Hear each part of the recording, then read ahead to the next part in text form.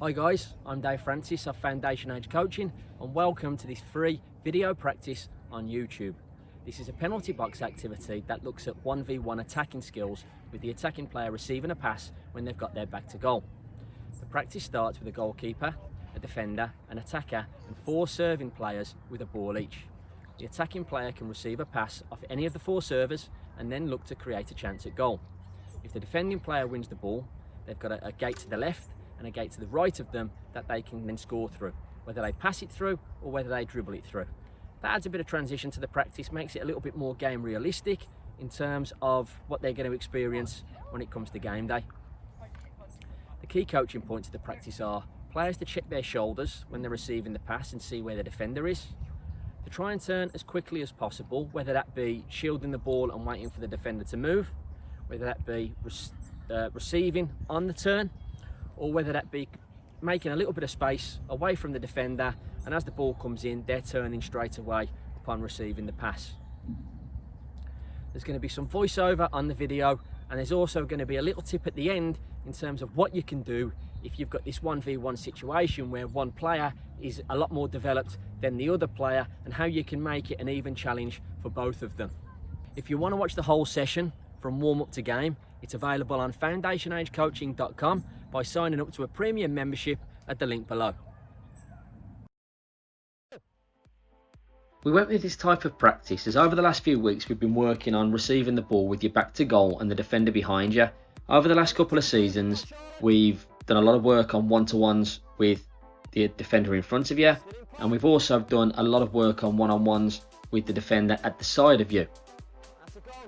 This situation where you've got your back to goal and the defender's behind you is something that happens quite a lot in games, so I wanted to give the girls an opportunity to experience that and be able to paint the picture a little bit more for when that situation happens when we're playing against other teams. The first coaching point that I wanted to bring in was players checking their shoulders when the ball is played to them, so that they can see the defender and they can see the space around them and then make a decision on what they want to do with the ball. Can anyone remind me, because I know we've talked about this, before Charlotte gets the pass, what does she need to do? Anything else?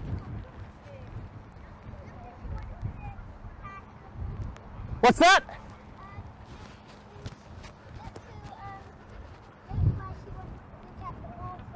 Kind of. Look over the shoulder! You're coming into Evie to get the ball, you want to have a little look to see where Freya is.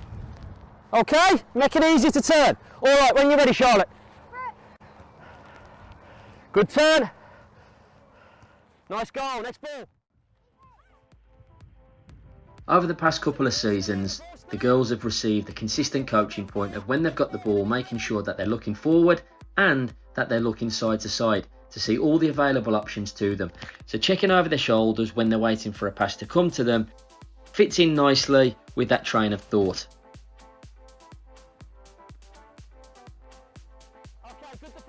The next coaching point that I wanted to talk about was making sure that the girls were trying to turn as quickly as possible to give themselves the best chance of scoring.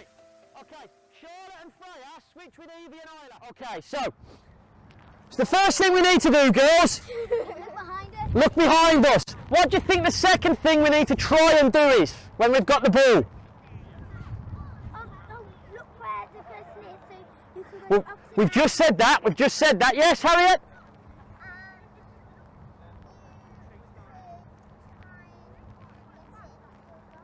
Okay, before that.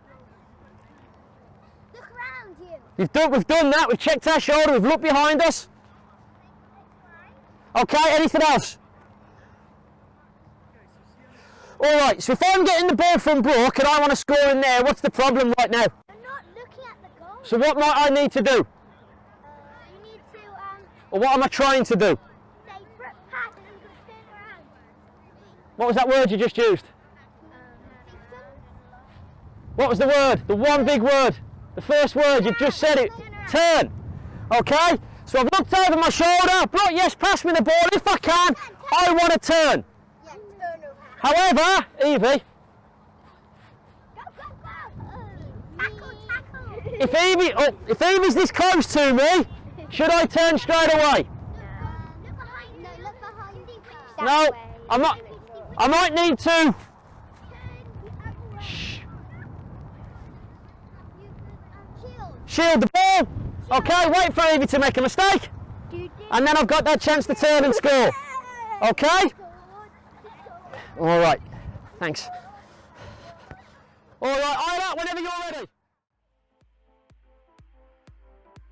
Two key learning techniques that I'm bringing in is first of all repeating the coaching point that we've already mentioned. I want to make sure that information is sticking in the girl's head. Secondly, it's to use question and answer to get the information out of them, to get the coaching points out of them. I find that if they're giving me the answers rather than me just telling them, it's more likely to stick in the head, and there's going to be that little bit of a buzz for them to go home and tell mummy and daddy that they got one of the answers correct. Checking our shoulders, looking to turn if we can. What's the final thing we want to try and do? This should be a simple one. Look further off. No, it's too complicated.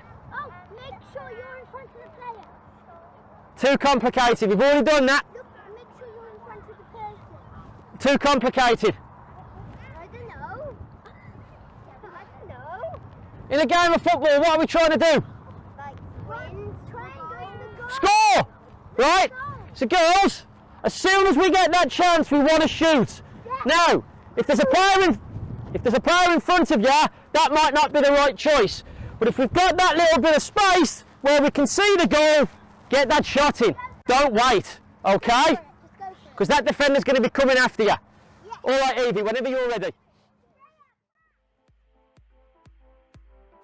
When using question and answer, it's important that you give the players a little bit of time to come up with the answers that you're trying to get out of them. Some players take a little bit longer to process the information, process the question that they've heard before they can form what the answer is and then give it. And it's important that we give all players the chance to do that. If you need to give them a prompt because they're struggling to get the answer, then feel free to do so. But ultimately, make sure they're the ones coming up with the answer that you want. So Brooke, I want you to start as the attacker. You can only use your left foot Okay. for everything. Okay. All right? So, what are you trying to do now to begin with? Defend. Okay, defend who?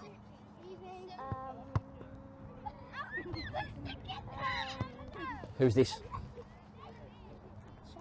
No. Begins with a No. B. An Okay, so Brooke, okay? So you're trying to stop her scoring in there. If you get the ball, what are you going to try and do?